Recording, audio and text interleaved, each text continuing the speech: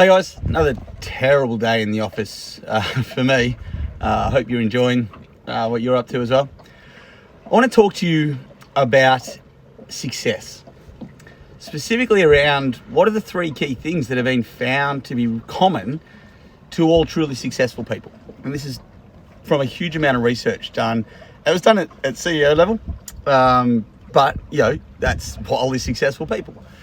The thing that they found in common across the world that highly successful people had was they committed to three things: to themselves, to others, and to their goals.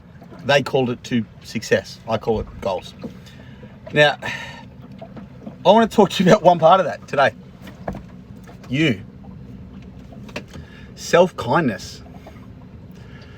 Too often, we will put ourselves last. Usually as business owners, the first thing is our business, our goals, our success. We'll work stupid numbers of hours. I still do it even though I don't need to anymore. I love it. It's not just a case of going, I really need to. I enjoy working. I love it. Meaningful achievement is one of my core values, and without it, I just don't enjoy life as much. So I get it. I feel it. When we work too much, then often what will drop last is others. Time with our family, time with our friends. But before we drop that, we'll often drop commitment to ourselves. What do I mean by commitment to ourselves?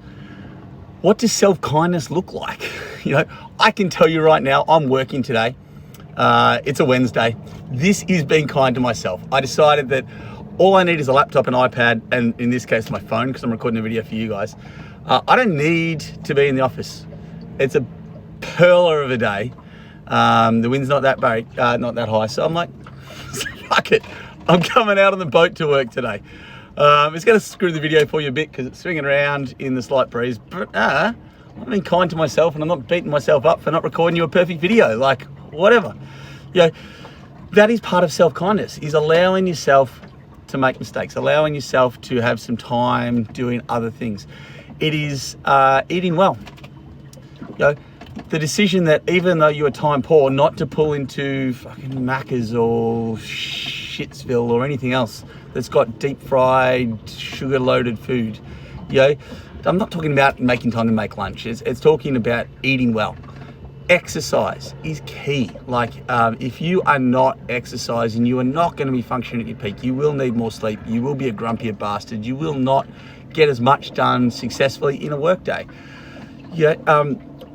Making time for sleep, there's a great one. Making time for enough sleep is being really, really kind to yourself. If you don't fit your own mask first, what do I mean by that? You're on a plane, in the event of an emergency or unlikely event of an emergency, fit your own mask first. Don't try and fit kids and elderly and help others first. Don't run to the front of the plane to be the hero and try and save the plane because the pilot's passed out. Fit your own mask first, then deal with everything else, right?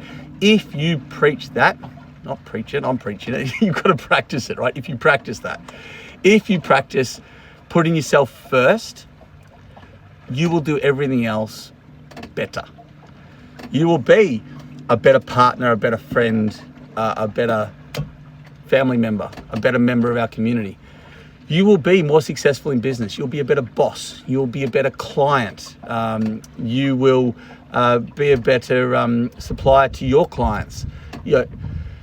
Everything you do will work better because you are thinking more clearly, because you have eaten well and drunk water and exercised and got enough sleep, and you're not beating yourself up and running yourself into the ground.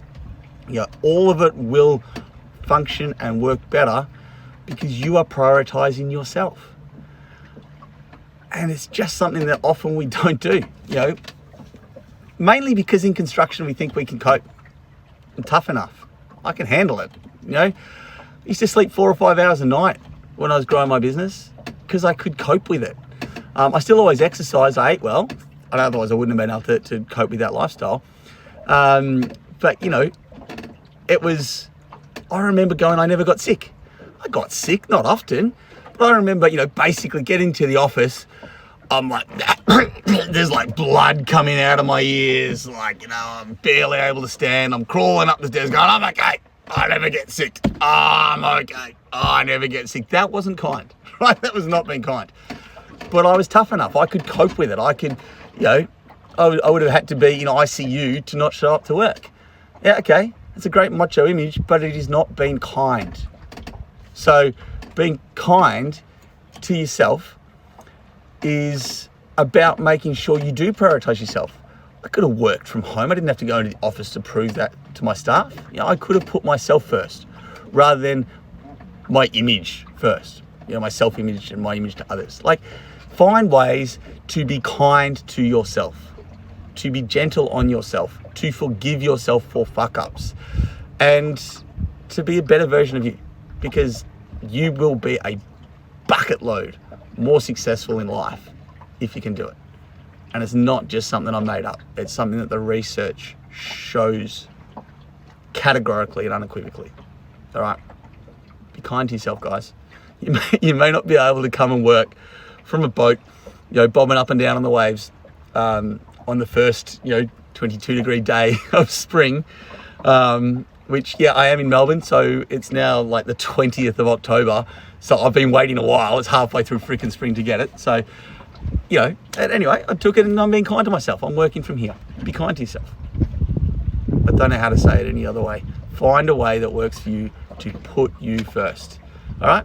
And do it today. What are you going to do today to be kind to yourself? All right? I'll see you soon and you can tell me what you've done to put you first.